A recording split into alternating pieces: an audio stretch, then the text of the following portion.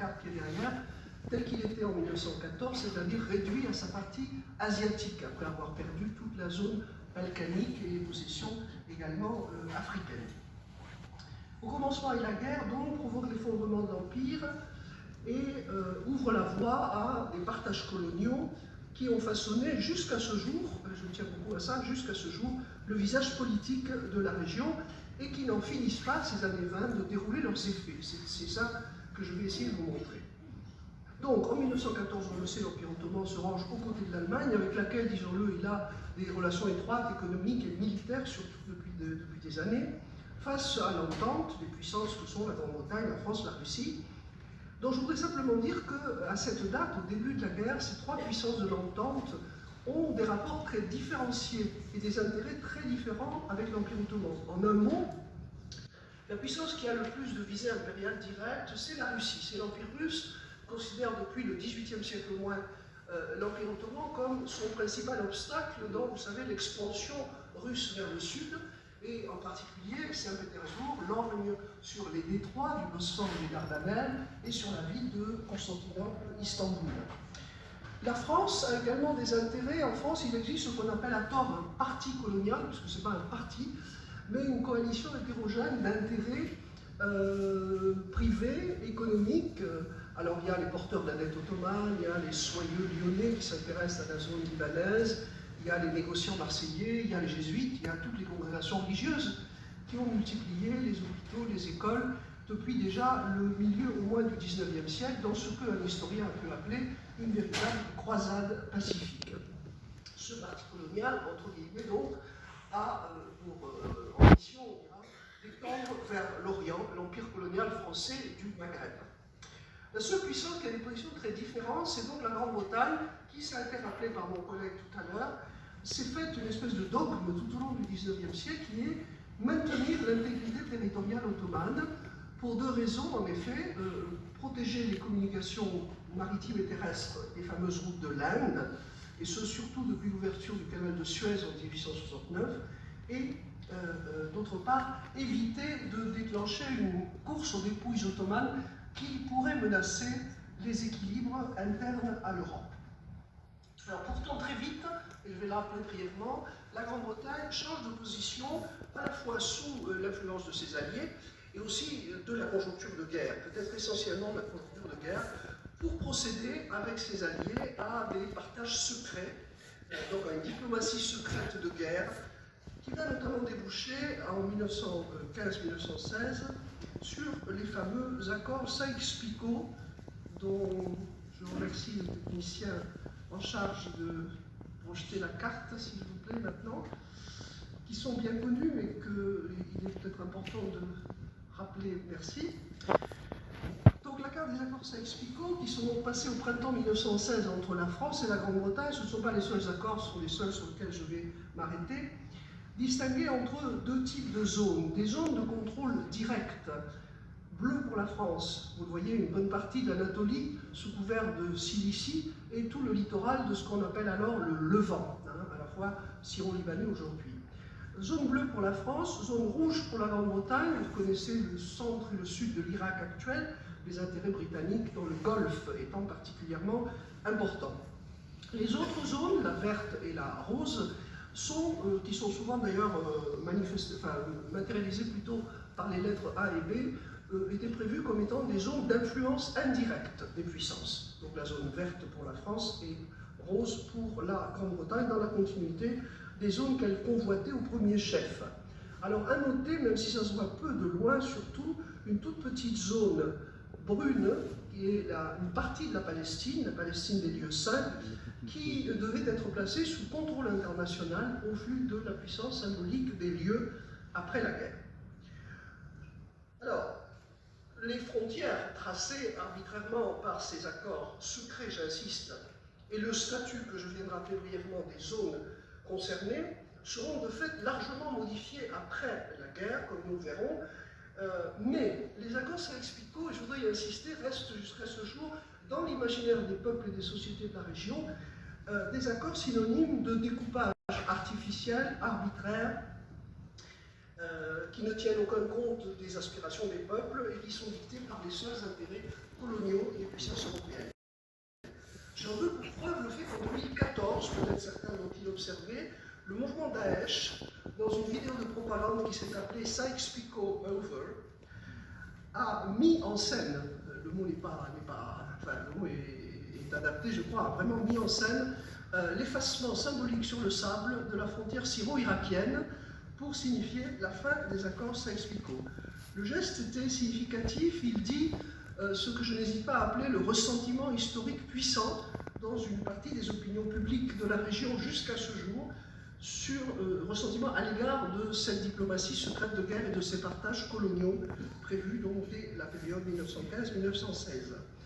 Ce qui est reproché par les opinions publiques locales, c'est d'une part les partages frontaliers arbitraires dans une zone, on va le redire, mais qui a une certaine unité ancienne dans le cadre ottoman depuis 4 siècles. Et pour bien comprendre, il faut savoir 2 choses. La première, c'est que ces partages n'étaient pas faits aussi au hasard qu'on pourrait le penser, bien entendu, et qu'ils épousaient des réseaux d'intérêts et des liens déjà établis avec les communautés locales par les puissances européennes tout au long du XIXe siècle. Les puissances disposaient en effet de ce qu'on appelait des protégés locaux, recrutés parmi les élites des communautés non musulmanes de l'Empire ottoman. C'est très important. Ainsi, la France, d'ailleurs, vous le savez, protégeait traditionnellement les catholiques d'Orient, pas les chrétiens, les catholiques d'Orient, parce que la Russie protégeait les orthodoxes, qu'on appelle aujourd'hui le plus souvent dans la région les Grecs orthodoxes, mais aussi les Grecs catholiques et d'autres communautés relevant de l'orthodoxie. Donc, à la Grande-Bretagne, il ne restait, si j'ose dire, avant la guerre, que les protestants qui étaient existants mais peu nombreux. Alors, très concrètement, ces minorités locales étaient donc placées sous la protection, et c'est un terme juridique qui leur donnait un statut particulier, sous la protection des consulats européens. Chacun avait donc ses protégés, ce qui permettait aux dits protégés d'échapper dans une large mesure à la loi ottomane, et d'ailleurs aussi, tout en scolarisant par ailleurs, par exemple, leurs enfants dans les écoles des missions chrétiennes étrangères. Je signale que ce phénomène continue allègrement aujourd'hui et que les élites, et pas seulement chrétiennes d'ailleurs, continuent de scolariser leurs enfants dans des écoles privées confessionnelles de missions étrangères réputées meilleures. Alors, ce système juridique de protection, en fait, est un dévoiement d'un régime que vous connaissez au moins de nom, et peut-être plus, qui sont les capitulations, qui étaient des traités qui avaient été passés dès le XVIe siècle entre l'Empire ottoman et les puissances européennes, et qui étaient initialement destinés à protéger non pas les minorités locales, pas du tout, mais simplement les nations étrangères, comme on disait, c'est-à-dire les missionnaires, les marchands, les pèlerins européens. Et à cause du rapport de force qui s'installe au détriment de l'Empire ottoman à partir du XVIIIe, XIXe siècle, eh bien, elles ont été abusivement étendues aux minorités locales. Alors, tout ça pour vous dire simplement que les puissances européennes de l'entente ont déjà des clientèles politiques, je n'hésite pas à employer ce mot, dans l'Empire avant la guerre, et que ces frontières vont s'appuyer sur ces clientèles et tenir compte de leurs intérêts et des pressions qu'elles exercent sur les puissances. Alors, vous observez que la Grande-Bretagne n'a pas véritablement de protégés en dehors de quelques communautés protestantes peu significatives. La Grande-Bretagne, durant la guerre, va essayer de se constituer, au gré des événements, tout ça est très conjoncturel au départ, de se constituer une autre clientèle politique en la personne des Arabes de l'Empire ottoman. Elle va, pour cela, entrer en contact et établir une correspondance secrète, évidemment, avec un prince de la région de la Mecque, qui s'appelle l'émir, le prince Hussein, qui est lui-même descendant du prophète, c'est au moins ce qui est dit dans la tradition, c'est-à-dire hachémite, c'est un mot qui vous est familier, puisque les descendants de Hussein règnent encore aujourd'hui sur la Jordanie, par exemple. Et donc, une correspondance va s'échanger entre le prince Hussein, qui rapidement va s'appuyer aussi sur les tout premiers cercles nationalistes arabes à Damas, et la correspondance s'établit entre lui et un représentant de la Grande-Bretagne qui est résident britannique au Caire, parce que je vous rappelle que la Grande-Bretagne occupe militairement l'Égypte déjà depuis 1882. Alors, qu'est-il dit dans cette correspondance? Bien, elle débouche sur une sorte de promesse qui est la suivante. En échange d'un soulèvement arabe dans l'Empire ottoman et contre les Ottomans, donc une dissidence interne, eh bien, la Grande-Bretagne s'engage, je cite, à reconnaître et soutenir après la guerre l'indépendance d'un ou plusieurs États arabes. Alors, dans cette correspondance, il était émis des restrictions territoriales, c'est-à-dire qu'il ne s'agissait pas d'un ou plusieurs États arabes sur tout le Proche-Orient. Ces restrictions, nous y reconnaissons parce que nous savons a posteriori que dans le même temps, les négociations Sykes-Picot sont en cours. Nous y reconnaissons le centre-sud de l'Irak, c'est-à-dire la zone rouge que les Britanniques veulent contrôler, et nous y reconnaissons le littoral du Levant que la France, la zone bleue, entend contrôler. Simplement ça, Hussein et ses amis nationalistes arabes ne le savent pas.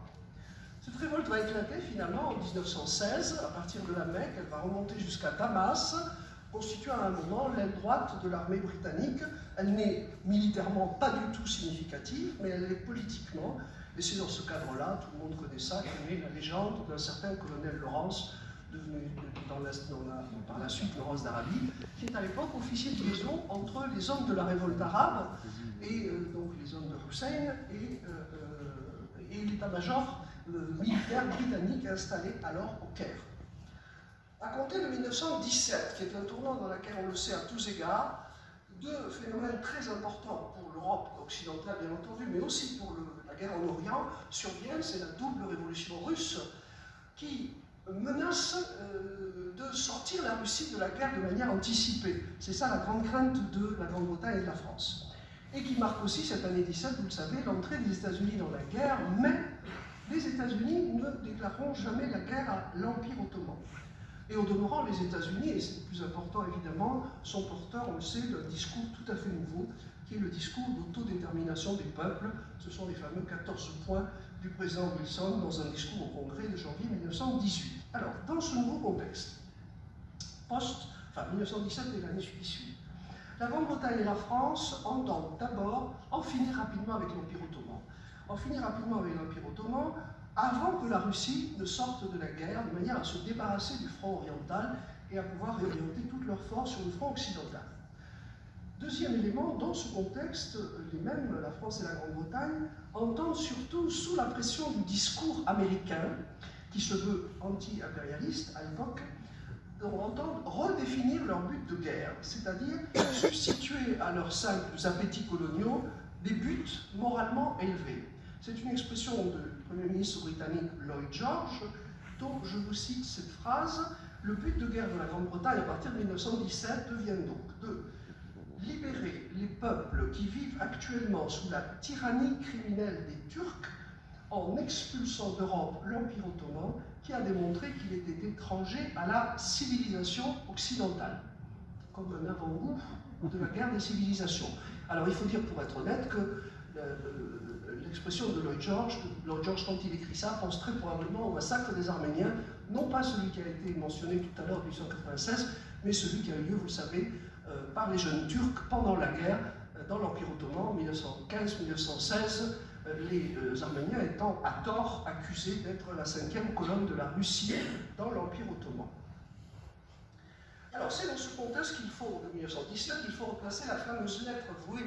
à des conséquences considérables jusqu'à ce jour, la fameuse lettre qu'envoie le secrétaire d'État au Foreign Office britannique Lord Balfour au responsable, à l'un des responsables de la communauté juive britannique,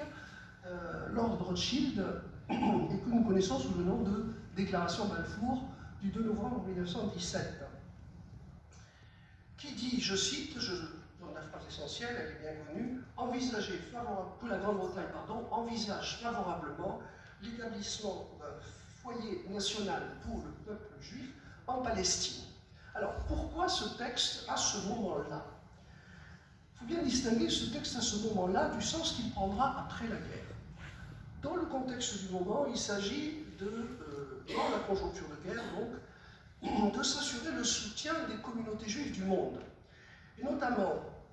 de par leur capacité de pression présumée sur les gouvernements, et notamment en Russie, jouer sur les juifs de Russie, et notamment les juifs bolcheviques ou révolutionnaires plus largement, essayer de freiner la sortie de guerre de la Russie que les bolcheviks tentent de mettre en œuvre, puisqu'ils ne se reconnaissent évidemment pas dans la guerre impérialiste qui a cours.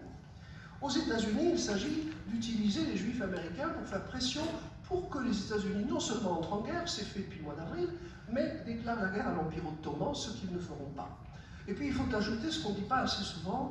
que des négociations étaient en cours entre l'Allemagne et les cercles sionistes, l'Allemagne étant à l'époque la puissance européenne la plus proche des cercles sionistes, et donc il s'agissait pour la Grande-Bretagne de couper l'herbe sous les pieds des Britanniques, des Allemands, pardon, de manière à jouer elle cette carte sioniste. Après la guerre, il s'agira de toute autre chose pour la Grande-Bretagne. Il s'agira de profiter de ce parrainage du sionisme pour se créer une clientèle politique au Proche-Orient. Une clientèle politique particulière, puisque c'est une clientèle nationaliste, un jeune nationalisme, le sionisme, mais un mouvement, vous le savez, né en Europe, sur le terreau des nationalités, du mouvement des nationalités, et aussi, on le sait bien, en réponse à l'antisémitisme qui flambe dans l'Empire russe, notamment entre 1882 et 1905, sans oublier l'affaire Dreyfus en France, qui va tellement traumatiser Theodor Herzl, l'auteur de l'État des Juifs.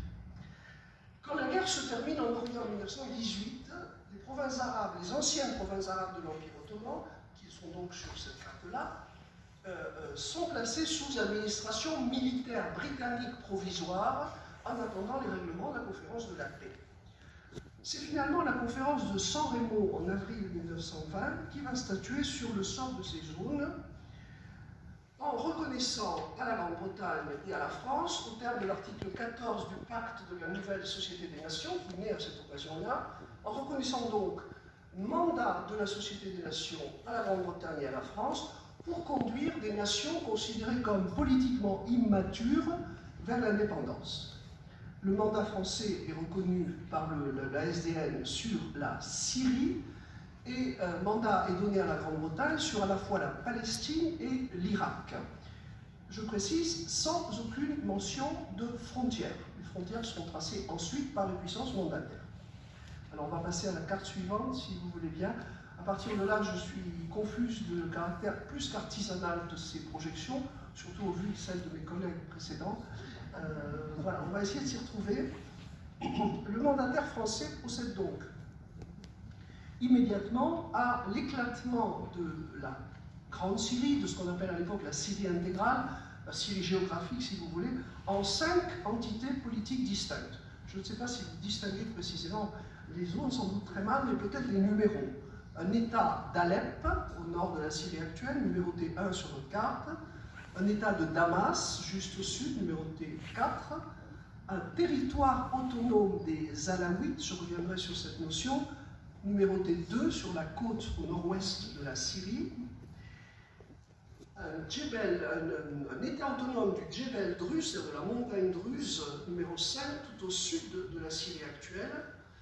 Et une cinquième entité, appelée, elle, à continuer d'exister après la réunification des autres États, j'ai nommé le Grand Liban, selon l'expression du temps. Alors, que signifie cet éclatement? Il est assez clair que la France a joué, divisé pour mieux régner, n'est-ce pas, a joué sur à la fois les rivalités entre deux grandes villes, Damas-Alep, qui est une rivalité ancienne, mais surtout a joué, vous voyez, sur des minorités locales, des minorités musulmanes, dont territoire des Alaouites au nord, territoire ou État plutôt autonome des Druzes au sud. Sans entrer dans le détail, Alaouites et Druzes sont des musulmans, parfois considérés comme aux marges de l'islam, qui sont issus d'une variante du chiisme, qui est le chiisme ismaélien, et qui ont chacune d'ailleurs des divergences entre elles, donc de toutes petites minorités musulmanes. En jouant sur ces minorités musulmanes, la France va très concrètement, par exemple, les intégrer de manière privilégiée, voire exclusive, dans ce qu'on appelle alors les troupes françaises du Levant, auxiliaires de l'armée française en Syrie, et qui deviendront, après l'indépendance syrienne en 1946, le noyau de l'actuelle, jusqu'à maintenant, armée syrienne. D'ailleurs, je note pour preuve le fait que, sous le régime des Assad, père et fils, depuis 1970 et malheureusement jusqu'à ce jour, le clan Assad, qui est au pouvoir, est un clan alaouite. Il y a bien sûr des alliés dans d'autres communautés, mais enfin c'est un clan alaouite, donc minoritaire. Et aujourd'hui encore, on estime qu'environ 60% des officiers supérieurs de l'armée sont issus de la communauté alaouite qui ne représente en Syrie qu'à peine 11% de la population. Donc les choses sont assez claires. La France joue des minorités traditionnellement méprisées, marginalisées politiquement et économiquement, rurales, extrêmement tribalisées. Pourquoi joue-t-elle sur elles? Contre quoi? Eh bien contre le nationalisme arabe montant, hostile au mandat, vous l'imaginez, et contre donc surtout un nationalisme arabe qui est assimilé par la France, à tort ou à raison, à l'islam sunnite urbain. Donc il s'agit de contrer le nationalisme arabe et du même coup l'islam sunnite en jouant sur ces minorités. Pour ce qui concerne le Liban, et je vous demande la carte suivante, qui n'est pas une carte d'ailleurs, mais un schéma que je trouve assez parlant personnellement. Le Liban, le Grand Liban, est littéralement inventé, il n'y a pas d'autre mot, par la France en 1920. Alors, pas par la France toute seule, il faut là être très clair, et là c'est très évident dans le cas du Liban, c'est sous la pression, pas d'autre mot, réitérée d'un acteur politique majeur dans cette région qui est le patriarche des Maronites, une fraction dominante de la chrétienté locale. Locale, je veux dire, dans le futur Liban. Donc la France, appuyée sur le patriarcat maronite et d'une manière plus large les élites maronites, va donc procéder à la fabrication d'un pays à partir d'un noyau central que vous voyez en grisé, qui est ce qu'on appelait le Petit Liban, dans l'Empire ottoman, qui avait un statut spécial depuis les massacres confessionnels des années 1860 qui ont été évoqués par mes collègues, et l'intervention des troupes de Napoléon III qui a également été évoquée. Il y avait donc un Petit Liban qui avait un statut spécifique dans l'Empire ottoman. Mais ce que les Français vont faire en 1920, vous voyez, c'est de lui rajouter en quelque sorte des fractions périphériques, à la fois la côte, le sud, le nord et surtout la plaine de la Bekaa, avec la ville de Baalbek à l'est, qui est le grenier à blé de la région. Donc pour avoir à la fois un accès à la côte, avec le port de Beyrouth, et une réserve économique dans la plaine de la Bekaa. Alors, un noyau montagnard central et des périphéries, plus ou moins arbitrairement, il faut bien le dire, rattachées à ce nouvel État. Un journaliste syrien de Paris, qui travaille dans ce journal qui s'appelle Correspondance d'Orient, parle dans un article de 1921 à propos du Liban de la quadrature du cercle. À propos, je cite, d'un pays qui se voudrait le foyer national chrétien du Proche-Orient, alors qu'il agrège à un noyau montagnard des populations majoritairement musulmanes hostiles à cette intégration. Alors, il ne faudrait pas, à mon avis, voir, notamment à partir de ce schéma, une espèce d'opposition trop simple entre des chrétiens dans la montagne et des musulmans partout ailleurs qui refuseraient le nouvel État. D'une part parce que le Liban est et reste un territoire où les populations, et pas seulement le Liban, toute la région, sont extrêmement imbriquées sur le terrain. C'est-à-dire qu'il y a des musulmans et des chrétiens partout. D'autre part, quand on dit musulmans et chrétiens, surtout au Liban, ça ne veut rien dire. Les musulmans, il y a des sunnites et des chiites, c'est pas tout à fait la même chose. Et il y a une dizaine d'églises chrétiennes différentes, dont la principale est l'église maronite. Donc les choses sont plus complexes. En revanche, il y a un clivage qui perdure et qui vient de là. C'est le clivage entre le centre et les périphéries. La montagne et la côte, notamment. La montagne, elle n'est pas que maronite, elle est druze, ça a été rappelé pour les massacres en 1860, donc musulmanes aussi. Et quant aux côtes, elles ont des populations extrêmement mêlées, où dominent deux communautés, les sunnites et les grecs orthodoxes, qui n'ont de grec que le nom, hein, qui sont des arabes comme les autres, si j'ose dire. Alors, la France va imposer, avec l'appui des élites chrétiennes locales, dans ce nouveau Liban, une formule politique singulière, dont je dis un mot parce qu'elle existe jusqu'à ce jour, et elle complique considérablement la vie des Libanais jusqu'à ce jour. C'est une formule politique originale que les spécialistes appellent une démocratie de concordance, qui diffère profondément de nos démocraties majoritaires. C'est-à-dire que les charges publiques principales y sont réparties a priori entre les différentes communautés confessionnelles, plus ou moins au prorata de leur part dans la population, ce qui évidemment va brider la libre compétition politique, va obliger à la recherche permanente surtout du consensus entre les élites, avec une oligarchie familiale à la tête de ce pays qui se succède de génération en génération jusqu'à ce jour, et qui se partage les dites fonctions complètement coupées du Liban des citoyens. Et un système qui s'est révélé historiquement facteur d'immobilisme, de blocage du renouvellement des élites, ce qui est l'une des raisons de l'éclatement de la guerre civile libanaise de 1975-1990, où les blocages intérieurs se sont révélés délétères et ont conduit à la formation de milices et à la prise des armes. Alors je sais que vous allez me dire, c'est pas ça la cause, l'unique cause de la guerre civile libanaise. Effectivement, la présence d'une résistance palestinienne armée sur le territoire qui s'est alliée aux musulmans et à la gauche libanaise a contribué à polariser un peu plus la situation, mais je pense qu'il faut garder la balance entre les explications internes et les explications externes. En tout cas, ce système est, à mon sens, ce qui aujourd'hui encore bloque totalement, et pour longtemps j'en ai pas, toute réforme au Liban. Pour sa part, alors, pardon, je suis allé jusqu'à nos jours, je reviens en arrière pour les mandats britanniques, et notamment celui sur la Palestine. Le mandataire britannique va établir d'emblée sa domination sur toute la Palestine, pas seulement sur celle des lieux saints, qui était l'ancienne zone brune des accords saxe-picot, et initialement d'ailleurs en annexant, enfin en contrôlant la partie orientale du Jourdain, c'est-à-dire l'actuelle Jordanie, qui s'appelle alors la Transjordanie, l'Outre-Jourdain. Elle va donc établir, avant même la mise en œuvre du mandat, qui ne date en Palestine que de 1922, établir sa domination sur l'ensemble de la Palestine et jusqu'à 1921 de la Transjordanie. Elle va surtout autoriser le débarquement dès l'automne 1918 d'une commission sioniste présidée par le président de la Fédération sioniste britannique, Chaim Weizmann, et qui va poser, avec la bienveillance des Britanniques, les jalons de la construction d'un foyer national juif dont je n'ai pas le temps de vous dérouler toutes les modalités, mais qui va constituer la base, les infrastructures, aussi bien politiques qu'économiques, de ce qui sera, après 1948, l'État d'Israël. Alors, face à la Grande-Bretagne, un dilemme qui ne cessera pas tout au long de l'entre-deux-guerres et qu'elle ne réussira pas à résoudre, c'est-à-dire que la Grande-Bretagne a poussé à l'intégration de la déclaration Balfour dans les attendus du mandat.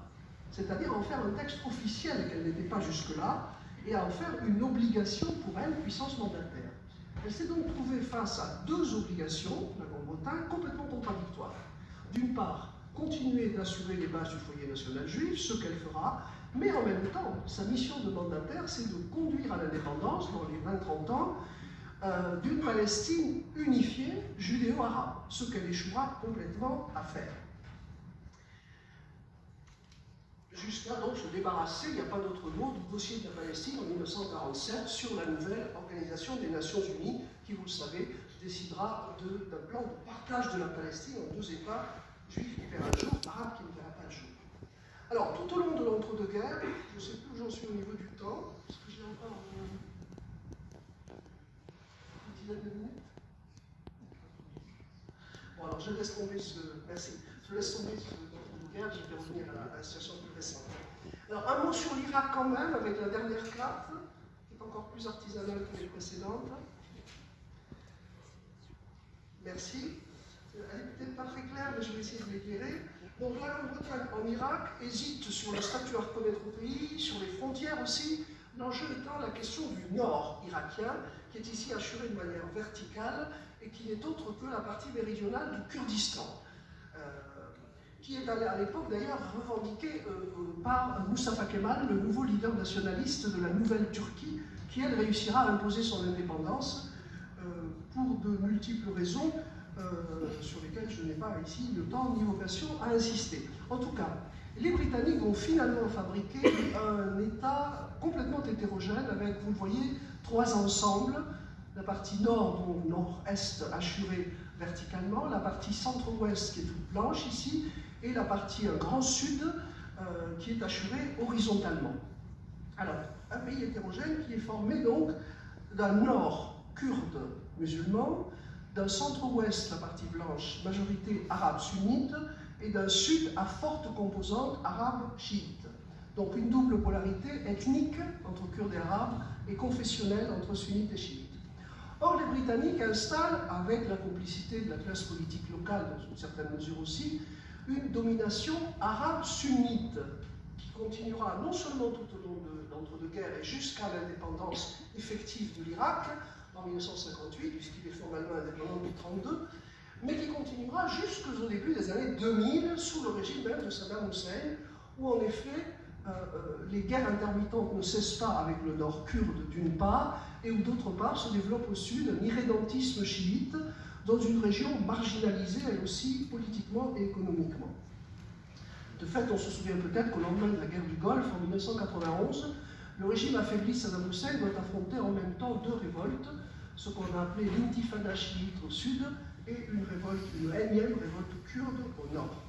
Donc, si je veux conclure sur cette première partie, qui est quand même, je vous rassure, les trois quarts de l'intervention, au moins, je dirais qu'il faut retenir trois choses de cette après-guerre au Proche-Orient. D'abord, un éclatement territorial, je n'y insiste pas, je pense vous l'avoir montré, qui explique d'ailleurs au passage qu'en réaction à cet éclatement, se sont développées dans cette région, et jusqu'à ce jour, des utopies unitaires. Il y a d'abord eu le nationalisme arabe, à vocation pan-arabe, qu'il soit version nassérienne, version baassiste, comme en Syrie ou en Irak,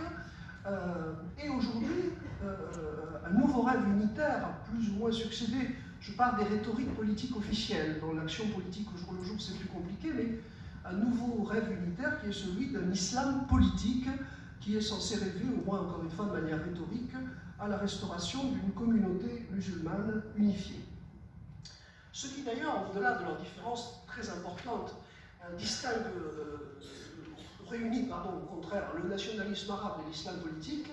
c'est bel et bien ce que j'appellerais un impensé radical de l'État. Ce sont des utopies de la nation, ce sont des rêves unitaires, mais ce ne sont pas des pensées de l'État. Et pour une raison simple et déterminante pour cette région du monde, c'est que, à la différence des Turcs qui ont pu récupérer au début du XXe siècle, dans la nouvelle Turquie, les infrastructures militaires et politiques de l'ancien Empire ottoman, avec des élites turques ou d'origine balkanique formées à l'État, à l'administration, les provinces arabes, pendant 4 siècles, ont été réduites au rang de provinces, précisément, mais surtout les élites arabes ont été cantonnées dans les métiers du religieux, du juridique, de l'éducation, et pas du tout à l'administration et à l'armée. Et l'une des grandes faiblesses des mouvements nationalistes arabes, y compris et islamiques aujourd'hui, c'est de n'avoir jamais pensé l'État. Premier élément, donc, l'éclatement territorial. Deuxième élément, plus déterminant encore, qui à mon sens est la grande clé de l'instabilité régionale jusqu'à ce jour, c'est la greffe brutale d'un modèle politique nouveau qui est celui de l'État national territorialisé sur un vieux tissu social ottoman communautaire, certes inégalitaire, mais qui assurait la coexistence des groupes entre eux. Ce que, en gros, l'Europe a connu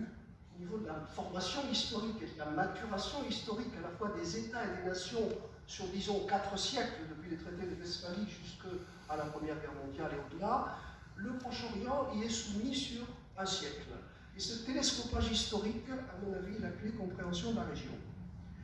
Ce qui explique aussi que les rapports entre les États donnent l'impression qu'on est toujours au Proche-Orient à l'ère de Clausewitz, là où l'Europe a dépassé ce stade, mais après, encore une fois, des maturations plus longues. Troisième et dernier élément qui me paraît le plus important, avec des conséquences dramatiques, c'est la politisation des communautés confessionnelles. Il y avait certes dans cette région des communautés confessionnelles, religieuses, donc de différentes obédiences, vous l'avez vu,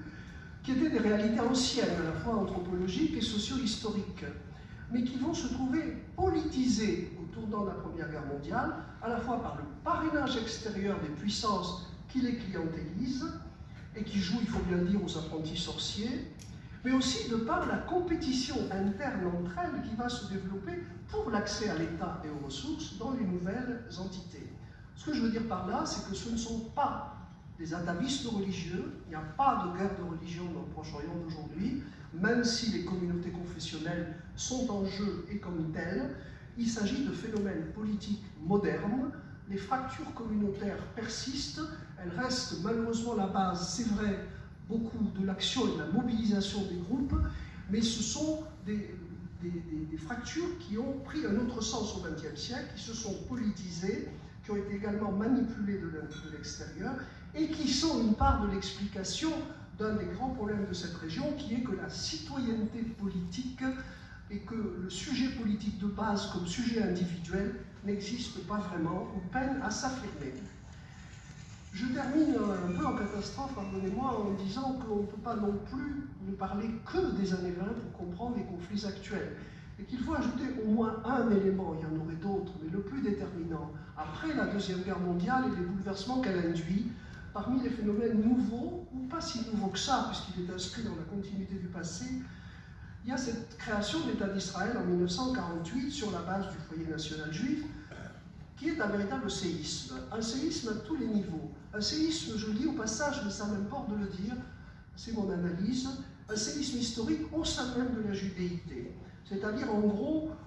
l'existence à côté de l'universalisme des élites diasporiques juives en Europe, l'intervention d'un nouveau paradigme politique qui est celui d'un État territorial juif en Palestine. Et ce changement, ce séisme dans les communautés juives va avoir des conséquences tragiques dans la région par l'arrachement des communautés juives présentes depuis de très longues dates dans ces pays,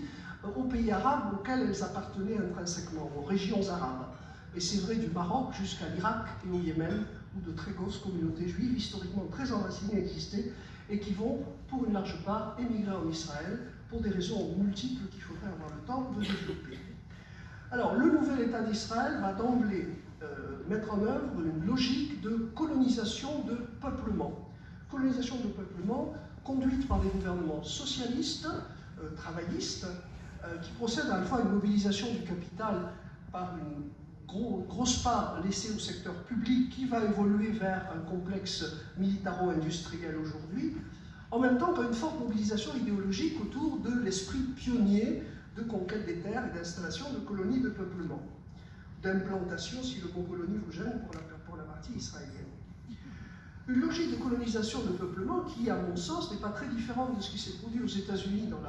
au XIXe siècle, avec l'avancée du front pionnier vers l'ouest au détriment des communautés autochtones. C'est-à-dire que dans une colonisation de peuplement, il ne s'agit pas tant d'exploiter les populations locales que de les refouler, de les cantonner, de les réprimer, de les inscrire dans des réserves ou de les chasser. Ce qui sera fait pour les Palestiniens en 1948, avec le nettoyage ethnique de 1948, et qui continue avec les poursuites de la colonisation dans les territoires occupés après 1967, vous le savez. Processus qui a trouvé sa traduction politique il y a quelques années, en 2018, avec l'adoption par la Knesset d'un texte qui s'appelle la loi sur l'État-nation du peuple juif, et qui, pour la première fois depuis l'indépendance d'Israël, omet de signaler que l'État juif s'est voulu jusque-là un État à la fois juif et démocratique, et qui dorénavant, officiellement, se veut un État juif où seuls les juifs ont le droit d'exercer leurs droits nationaux. Alors, cette création de l'État d'Israël, c'est aussi un séisme à l'intérieur de la région arabe, bien entendu, d'où les guerres multiples israélo-arabes, puis affrontements israélo-palestiniens. Donc, se mettent en place, en réaction à la création de l'État d'Israël, dans les États arabes voisins au cours des années 50 et 60, sur fond de guerre froide, il faut le rajouter, des régimes à la fois militaires, prétoriens, qui existent largement encore pour certains d'entre eux, des régimes de parti unique, le Baas par exemple, des régimes porteurs d'idéologies pan-arabes et socialisantes, mais qui ont malheureusement fait la preuve depuis lors de leur incapacité à développer les sociétés d'une part, qui ont développé des appareils d'État surdimensionnés, évoluant vers des autocraties sécuritaires et vers des régimes de mafia, il n'y a pas d'autre mot, prédatrices et répressives, qui vont, vous l'avez vu en Syrie depuis 2011, jusqu'au massacre des populations par le clan au pouvoir qui prend sa revanche historique, avec l'aide historique de la France, sur l'islam sunnite majoritaire urbain.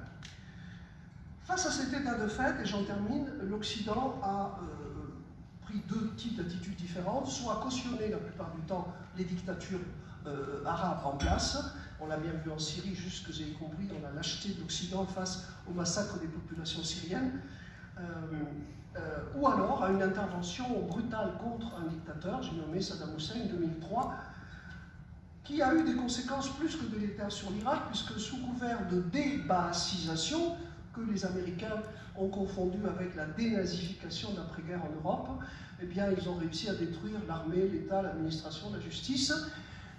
et à produire, il n'y a pas d'autre mot, au moins le point de départ d'un mouvement d'origine irakienne qui s'est appelé Daesh,